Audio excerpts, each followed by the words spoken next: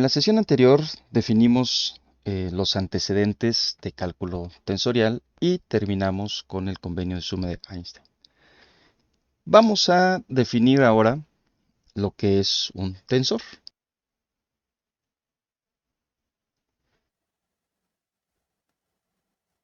Un tensor es un ente matemático que se escribe igual independientemente del sistema de referencia.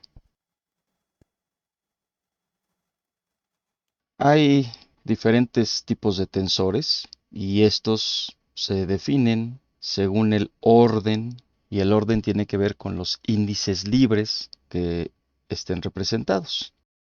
Aquí voy a representar una tabla con algunos ejemplos de tensores y el orden que me representa dicho tensor.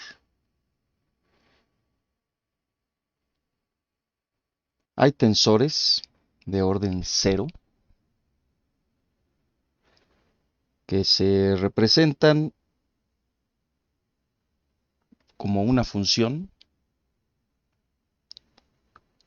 como un producto entre tensores, de tal manera que se repiten los índices, no queda índice libre, y este tipo de tensor de orden 0 me representan escalares. Hay tensores que tienen un índice libre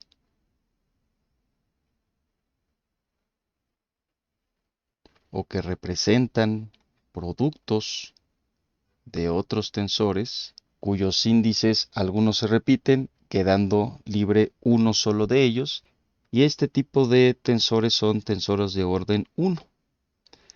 Y lo que representan son vectores. Con todo rigor, estaríamos hablando de las componentes de los vectores. Otro tipo de tensores que tienen dos índices libres son tensores de orden 2.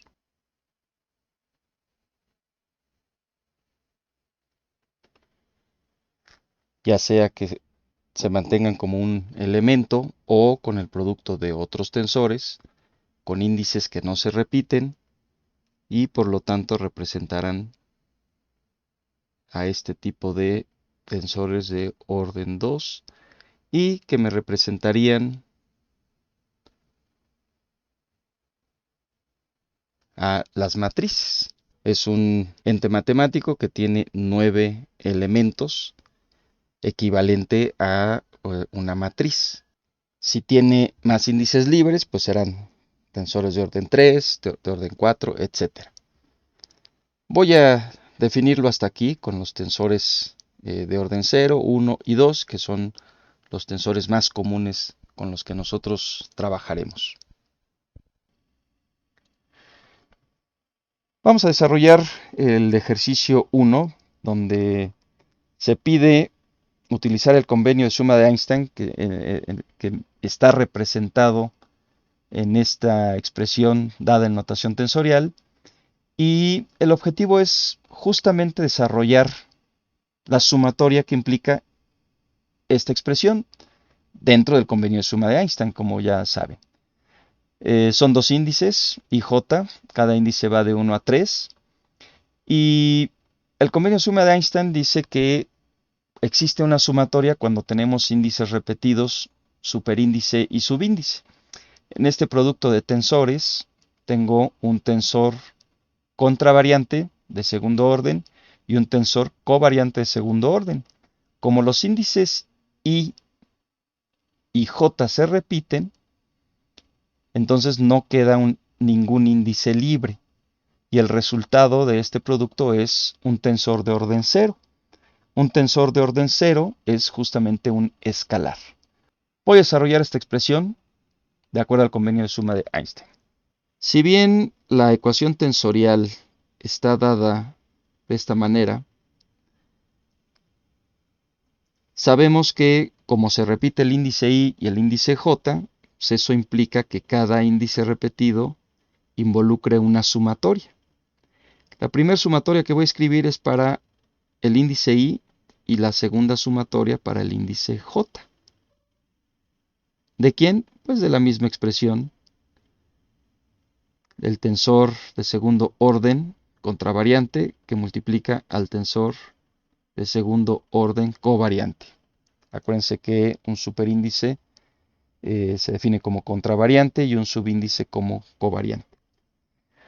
Aquí anoto los símbolos de sumatoria para que sea todavía más explícito el desarrollo de esta expresión que está dada en notación tensorial, para anotar justamente el desarrollo de esta doble sumatoria.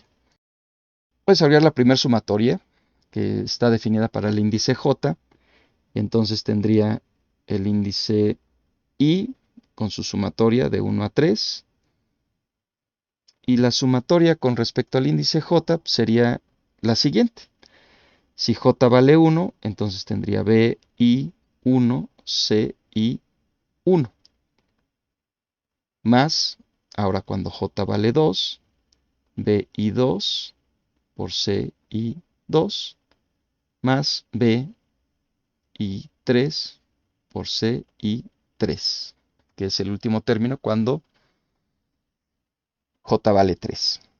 Ahora cada uno de estos términos que están sumando, de acuerdo a las propiedades de la sumatoria, pudiera yo reescribirlo de la siguiente manera. La sumatoria de B, I, 1, C, I, 1, más la sumatoria, desde igual a 1 hasta 3, de B, I, 2, C, I, 2, más la sumatoria desde I igual a 1 hasta 3, de B, I, 3, C, I, 3. La primera sumatoria me dio 3 términos. Y ahora tengo 3 términos que involucran una sumatoria, pero ahora para el índice I. Cada una de estas sumatorias me va a dar como resultado 3 términos, por lo que al final del desarrollo de esta sumatoria con respecto al índice I, pues involucrará 3 por 3, 9 elementos que se están sumando entre sí. Eso lo podemos observar desde aquí. Si nosotros vemos que se repite el índice I, por cada índice que se repite tengo 3 términos. Entonces para el índice I son 3 y otros 3 para el índice J. Entonces tendría 3 por 3, 9. Tengo aquí mis primeros 3 términos y por cada una de estas sumatorias tengo otros 3 elementos. Entonces se van multiplicando. 3 por 3, 9 términos que me van a resultar en la sumatoria final.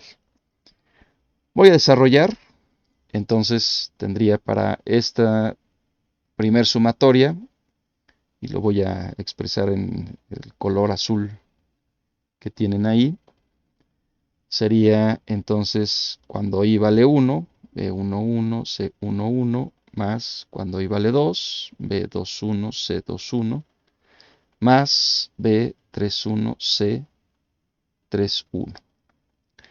Luego, la siguiente sumatoria quedaría como,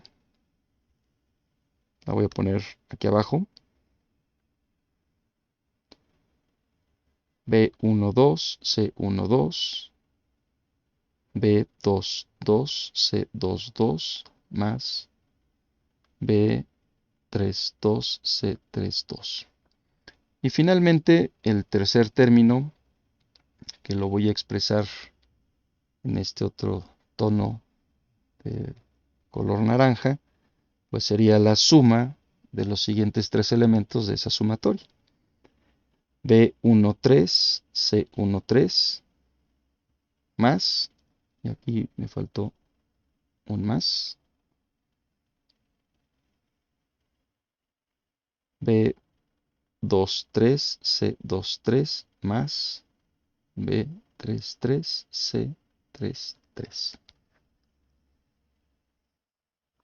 Finalmente tengo mi resultado de 1, 2, 3, 4, 5, 6, 7, 8, 9 elementos. Este es el desarrollo de esta expresión dada en notación tensorial de acuerdo al convenio de suma de Einstein.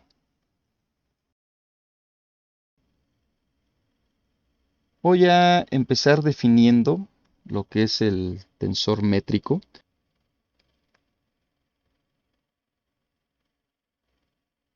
Si un vector lo podemos escribir, y aquí voy a utilizar el vector U. Si el vector U yo lo puedo escribir referido a su base covariante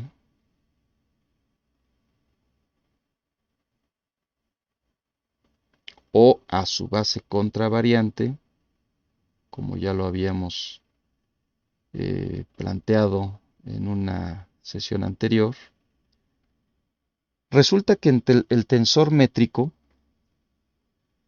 y lo voy a poner por acá, tensor métrico covariante, resulta de hacer el producto punto de los vectores base.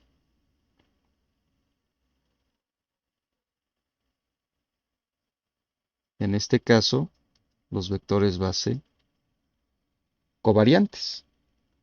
G subíndice I, producto punto. Acuérdense que los vectores base son vectores, entonces puedo hacer el producto punto entre estos vectores y el resultado es un escalar. El producto punto de dos vectores es un escalar. Solo que este escalar pues se va a representar como el tensor métrico covariante con los índices libres y J. En tensor métrico contravariante resulta del producto punto de los vectores base contravariantes. Y voy a tomar el vector base contravariante con el índice I y el otro que multiplica con el producto punto con el índice J, de tal manera que el tensor métrico contravariante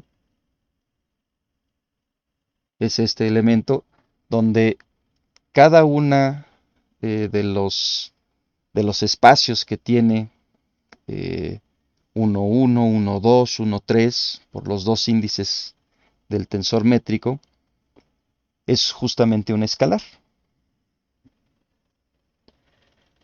Hay una relación entre estos dos tensores y esa relación es que uno es el inverso del otro.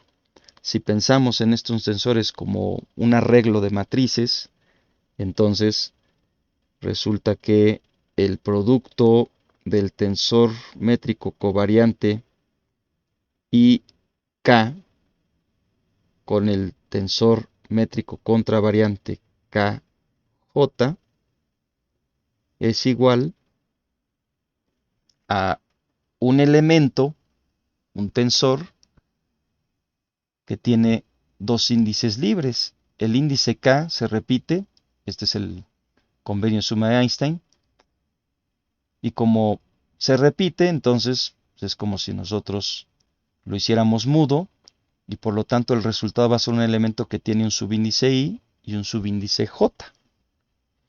Y ese elemento se conoce como la delta de Kronecker.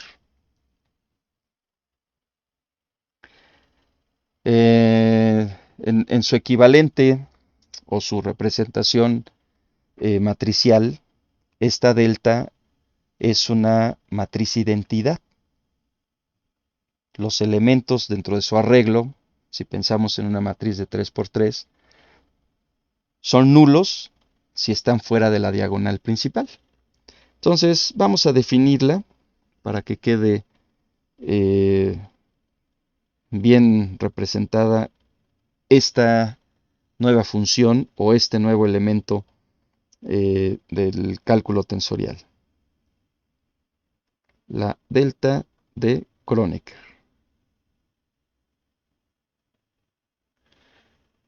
Y esta delta de Kronecker y J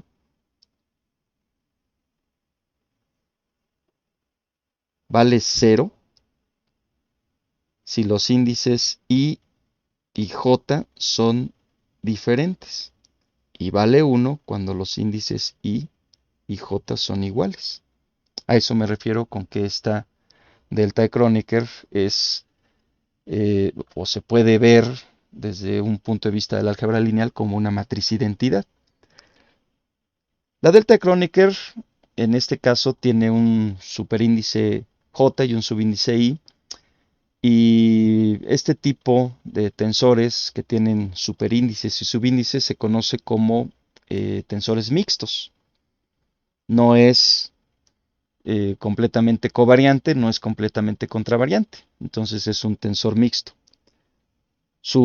La representación de la delta de Kronecker en su forma covariante pues es de este tipo. También pudiera presentarse en su forma contravariante, que no es muy común, pero pudiera escribirse también en una representación contravariante. Delta de Kronecker. Hay una operación dentro del cálculo tensorial que es muy común de realizar, y esa es precisamente el cambio de base. Y ese cambio de base se utiliza o se requiere utilizar a los tensores métricos. Entonces vamos a definir lo que es el cambio de base. Y ese cambio de base pues tiene que ver con la representación de un vector referida a su base covariante o a su base contravariante. Si yo quiero hacer el cambio de base de las componentes, entonces vamos a ponerle aquí.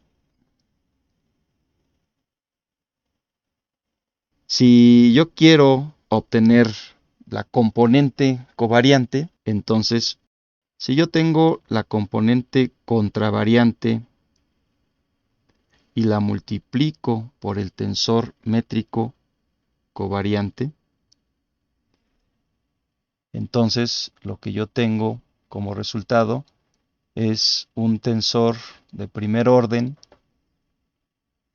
índice I, porque el índice J se repite. Y entonces paso de la componente contravariante a la componente covariante, multiplicando con el tensor métrico. Si yo quiero obtener la componente contravariante, entonces utilizo la componente covariante y la multiplico por la componente, perdón, la multiplico por el tensor métrico contravariante. Otra vez, tensor de segundo orden, repite el índice J, entonces queda libre I y el resultado es un tensor de primer orden, en este caso contravariante. Esta es la forma en que podemos hacer el cambio de base para la obtención de los componentes, ya sea covariante o contravariante. Si se trata de la base covariante o contravariante, entonces puedo hacer lo siguiente.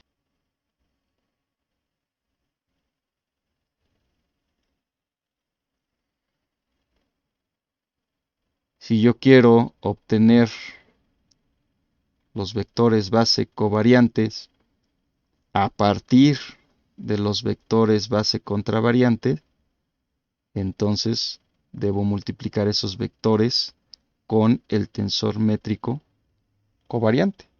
Si se busca obtener los vectores base contravariantes partiendo de los vectores base covariantes, entonces debo multiplicar por el tensor métrico contravariante. es algo muy similar, ¿no? Ya sea para las componentes o para los vectores. El tensor métrico tiene toda la información de la métrica de mi sistema de coordenadas, de mis vectores base, covariantes o contravariantes. Entonces puedo pasar de la componente covariante a la componente contravariante o de los vectores base covariantes a los vectores base contravariantes. Por ejemplo, si yo tengo un vector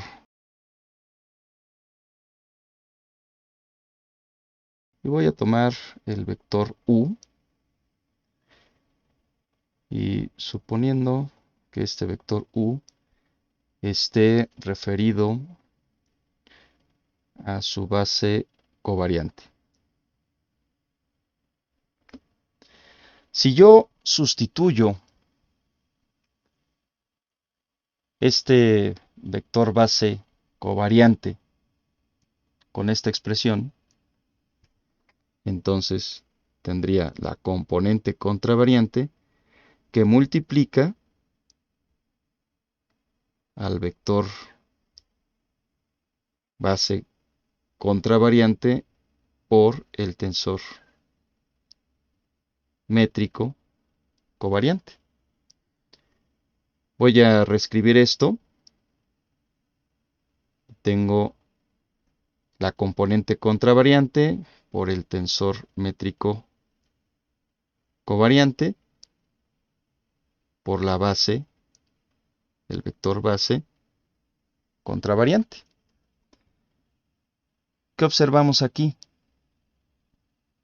Tengo la componente contravariante con el índice i, y de este lado tengo el tensor métrico que repite con el índice i.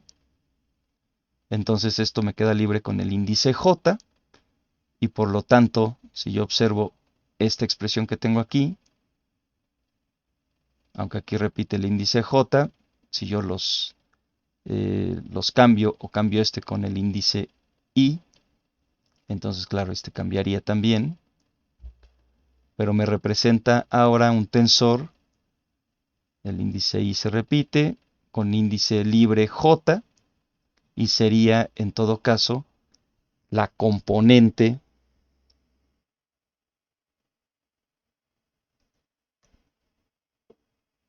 covariante del vector u, pero ahora referido a la base contravariante. Acuérdense que esto sigue siendo el vector u, solo que ya va a estar representado respecto a su base contravariante. Iniciamos expresándolo respecto a su base covariante, y con este cambio de las componentes y con el cambio de base de los vectores base, entonces pasamos de la representación del vector respecto de su base covariante ahora a su base contravariante. Y así se puede hacer con muchos otros elementos. Por ejemplo, si yo tuviera el tensor AIJ, un tensor del segundo orden con dos índices libres IJ, si yo lo quiero expresar ahora, pero referido a la forma covariante, entonces lo puedo reescribir como, y déjenme cambiarle aquí, a L y M como índices que multiplican al tensor métrico LI y al otro tensor métrico MJ. ¿Qué significa? Significa que la representación de este tensor contravariante se puede hacer con este producto. L repite, arriba y abajo, M también repite, queda libre I y J, y entonces el cambio de base de este tensor covariante multiplicando por estos tensores métricos contravariantes, me resulta en el tensor métrico contravariante. Y puedo hacer lo mismo si quisiera ahora tenerlo con respecto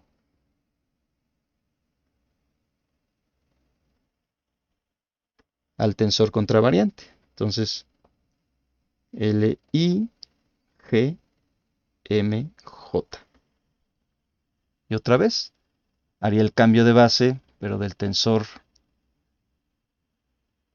A contravariante para representarlo como el tensor A covariante. Necesito precisamente estos dos, este producto. L repite, M repite, I y J son libres, entonces me queda este tensor covariante.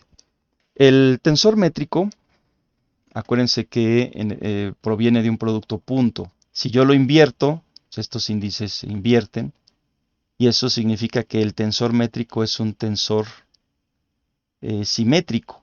Cuando se invierten los índices y me resulta el mismo elemento, entonces se dice que este tensor sería un tensor simétrico. Por eso no importa si yo invierto estos índices.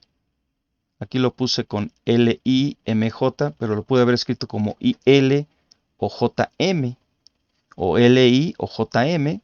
De todos modos los puedo invertir y sigue siendo el mismo elemento. Hay tensores que no son simétricos, que no necesariamente son simétricos. Si este no es un tensor simétrico, entonces el resultado tampoco es simétrico. Pero en este caso particular del tensor métrico, el producto punto se puede escribir al revés. Puede empezar con GJ, producto punto GI, y entonces cambiaría aquí los índices y sigue siendo lo mismo por la propiedad que tiene el producto punto. Vamos a continuar definiendo algunas otras operaciones que existen entre los elementos de cálculo tensorial, y una de ellas es el producto cruz.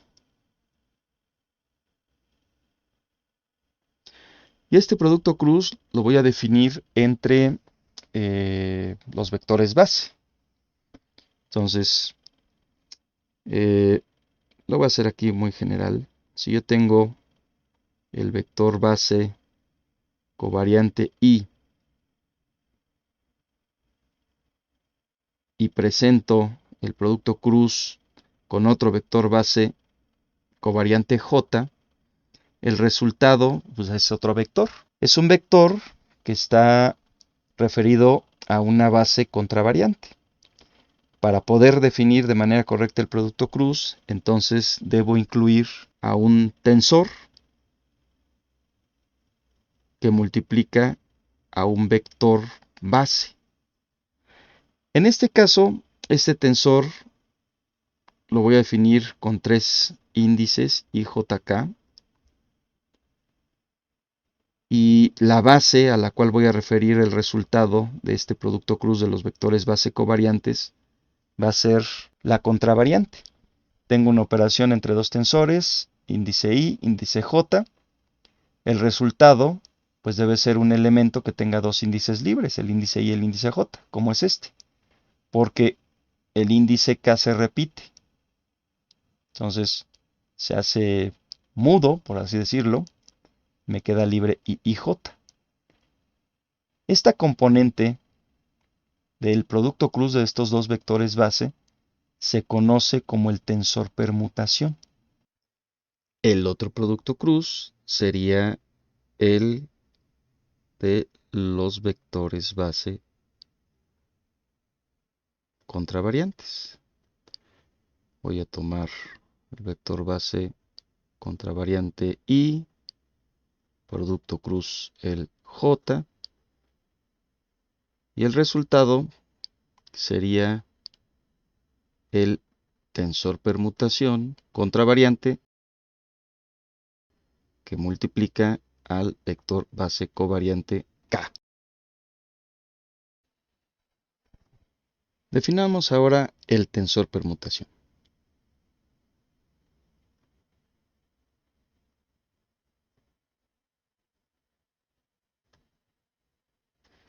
Bueno, el tensor permutación covariante, que es IJK, es igual a la raíz cuadrada de G por E subíndice IJK. Y el tensor permutación contravariante, IJK, es igual a 1 entre raíz de G por E superíndice IJK. Este elemento E, subíndice y superíndice, se conoce como símbolo permutación y vamos a definirlo. Y cualquiera de los dos casos, la misma definición aplica, ya sea para el subíndice o para el superíndice. Símbolo permutación.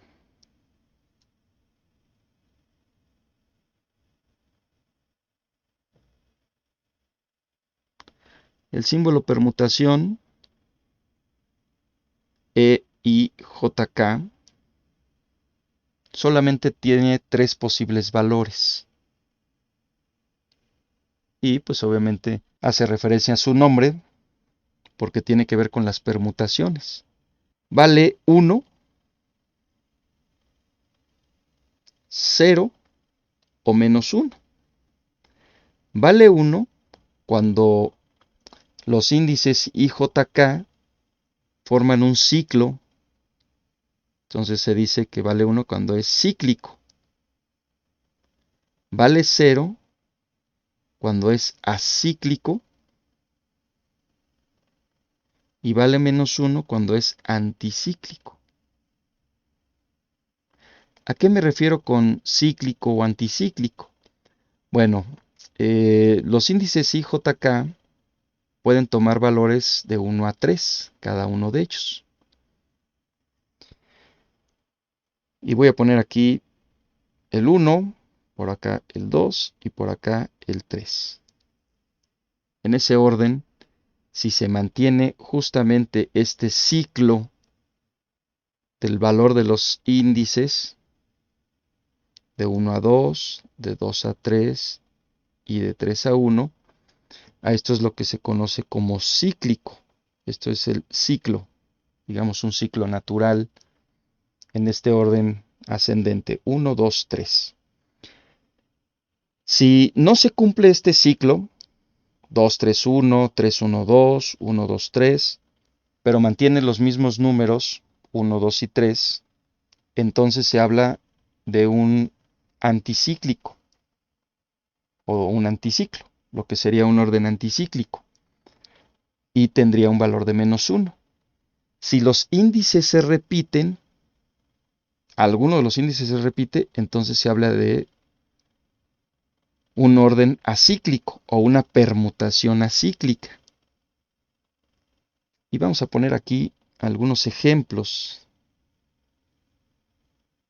de a qué me refiero con el ciclo, el acíclico o el anticíclico. Por ejemplo, si el desarrollo de mi expresión referida a una notación índice, cuando yo le doy los valores a I, J y K, y resulta que tienen precisamente este orden 1, 2, 3, resulta que aquí existe un ciclo. Si fuera expresado como 2, 3, 1, también se mantiene el ciclo. O si fuera, por ejemplo, si tuviera índices 3, 1, 2. Cualquier elemento que tenga este orden en sus índices, pues vale 1. Si yo permuto dos índices de estos elementos, como por ejemplo 1, 3, 2,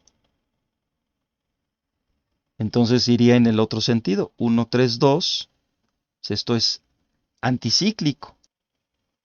Otro que fuera anticíclico sería 2, 1, 3, va en el otro sentido. 2, 1, 3. O, por ejemplo, el 3, 2, 1. Y en ese caso, ya con estos valores en los índices, tomaría un valor de -1. Si se repiten los índices, pues estaríamos hablando de algo que es acíclico, no tiene un ciclo como nosotros lo presentamos aquí, ya sea en este sentido cíclico o en el otro sentido anticíclico.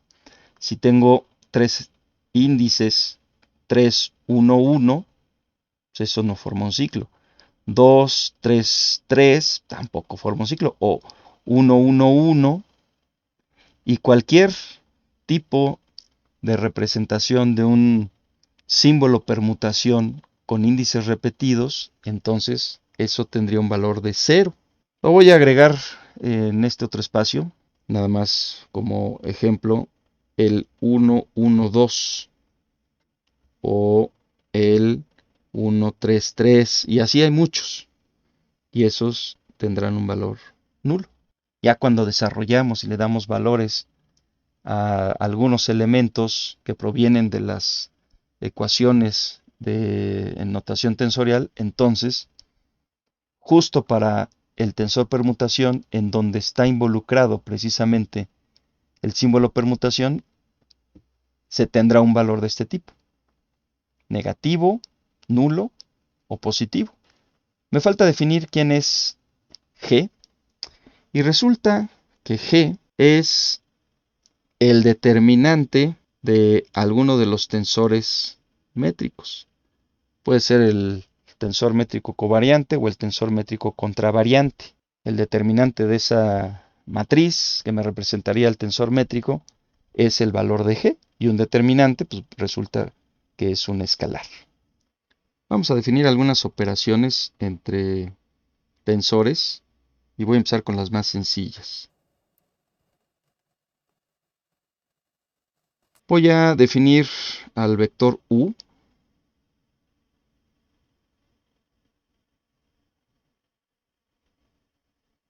y en este caso referido a su base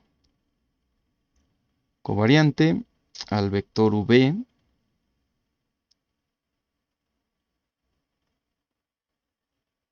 también referido a su base covariante, y empecemos con el producto escalar. Y el producto escalar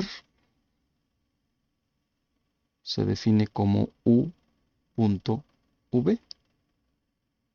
Estoy escribiendo a los vectores un poco más rellenitos, digamos en un tipo bold, para distinguirlos de las componentes de los elementos.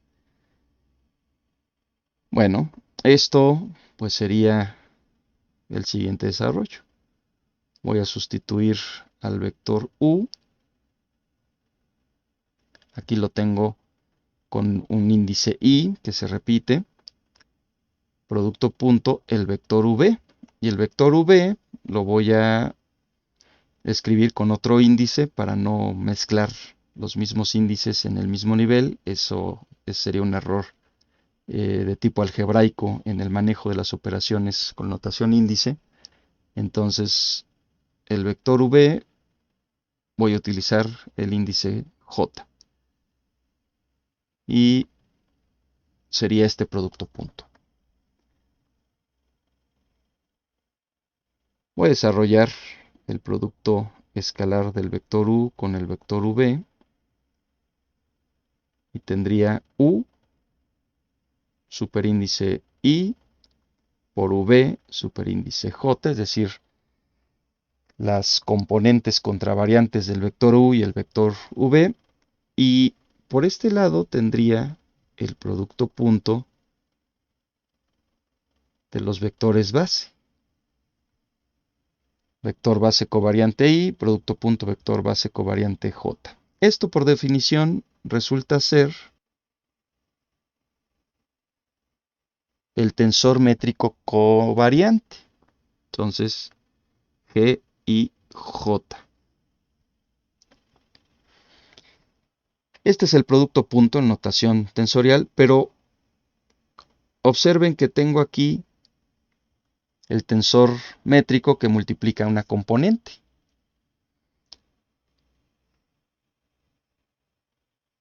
Así que puedo representar de dos maneras diferentes, porque ojo, resulta que también tengo a esta componente con el mismo tensor métrico. Si yo lo agrupo, entonces puedo replantear un poco este producto punto para simplificarlo.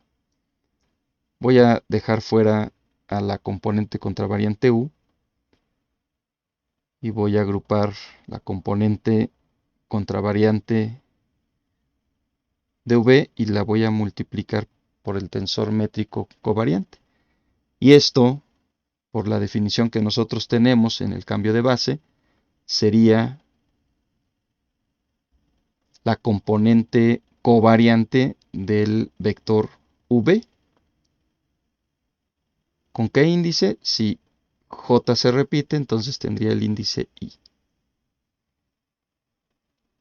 Esto mismo lo puedo hacer, pero ahora agrupando el tensor métrico con la componente contravariante del vector U. Entonces tendría tensor métrico G y J por la componente contravariante del vector U. Quedaría entonces la componente contravariante del vector V que multiplica. Pasa lo mismo, cambiaría a la componente contravariante, ahora sería la componente covariante, repite índice y me quedaría J y multiplica a la componente contravariante del vector B. Desde el punto de vista de cálculo tensorial, tengo dos formas de hacer el producto punto entre dos vectores.